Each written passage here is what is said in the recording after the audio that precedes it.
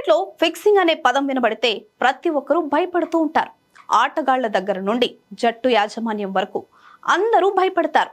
అంతేకాదు, దీనివల్ల క్రికెట్ పై ఉన్న ఆసక్తి కూడా తగ్గుతూ వస్తుంది. ఇప్పుడు అలాంటి ఫిక్సింగ్ వార్త మరోసారి కలకలం రేపింది. అవును, ప్రస్తుతం ఇండియాలో జరుగుతున్న యూపీ టీ20 లీగ్ లో మ్యాచ్ ఫిక్సింగ్ ఆరోపణలు కలకలం సృష్టించాయి. కాశీ రుద్రాస్ జట్టు మేనేజర్ అర్జున్ చౌహాన్ ను ఒక వ్యక్తి బుకీగా పరిచయం చేసుకుని మ్యాచ్ ఫిక్సింగ్ కు ఆహ్వానించాడని ఆరోపణలు వెలుగులోకి వచ్చాయి. అంతేకాదు, ఈ వ్యవహారంపై ఇప్పటికే Sushant golf city police station లో ఎఫ్ఐఆర్ నమోదు కావడంతో ఈ వార్త వైరల్ గా మారింది.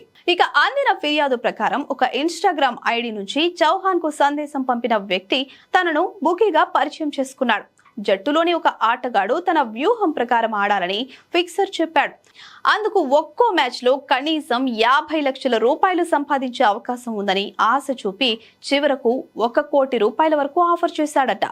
ఆటగాడి ప్రదర్శనను తన వ్యూహానికి అనుగుణంగా మార్చితే డబ్బును అమెరికన్ డాలర్లలో ఆన్లైన్ ద్వారా బదిలీ చేస్తానని వాగ్దానం చేసినట్లు సమాచారం. అయితే ఇదంతా గమనించిన యాంటీ కరప్షన్ యూనిట్ దీనిని సీరియస్ గా తీసుకుంది. ఇక ఈ యూనిట్ ముఖ్య ఉద్దేశం క్రికెట్ లో అవినీతి, బుకీలు, ఫిక్సింగ్ వంటి అంశాలను అరికట్టడం కోసం ఏర్పాటు చేయబడింది. ఇప్పుడు ఈ వార్తలతో సంచలనంగా మారింది.